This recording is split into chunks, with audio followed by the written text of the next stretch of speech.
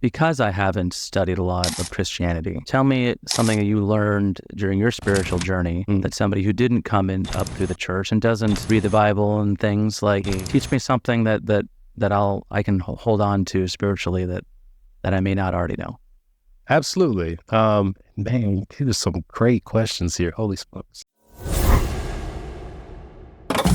So my walk with my faith has not been a straight line. I have almost left my church 3 times or so. I've had falling outs with different people, reconnected. I've almost been ostracized by my community in different places behind the scenes. The biggest thing that I could give you from that is it's not about the institution. It's not even about the people within the institution. The greatest thing I got from my faith is understanding that there is a God out there, made this beautiful world, the nature, created people, made the differences, allows us to make our own different choices, all of that. And no matter how much I want to think of myself as a good person in certain ways, I do hurt people as much as my hurt hurts some people that they can't come back from. No matter what I do, that same exact God that is so powerful always loves me in the same way that your father is a rock. You know, I do have a father. Me and my father have a relationship, but knowing that I have my earthly father and then that I have my spiritual father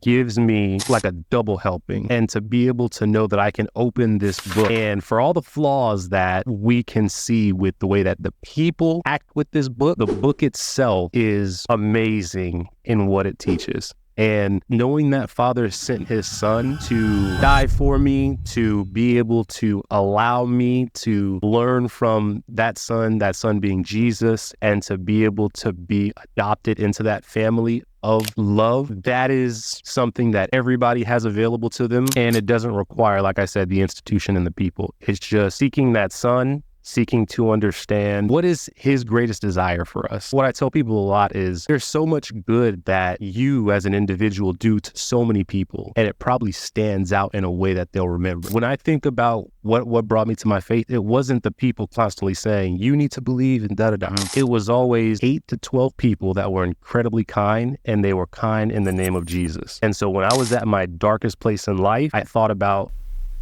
well, let me try out this Jesus thing again. It's not something that a lot of my family is into, but it's something that gave me a compass. And I think it can give a lot of young men, especially now that so much of things that used to be very simple to navigate have been complicated a lot. It gives us something of a stabilizer, especially when we look at relationships that might fall apart, girlfriend-wise or friend-wise. It's just a rock. I think the encouragement of that, you know, my father always put me around certain people, and my stepmother, even at the time when we maybe had strained relationships at a certain point in my life, I'm like, the reason why I really dipped back in was because my stepmom gave me a good experience. And so maybe it could be something beneficial for your sons. At some point in the future, they might find some connection with it. Yeah.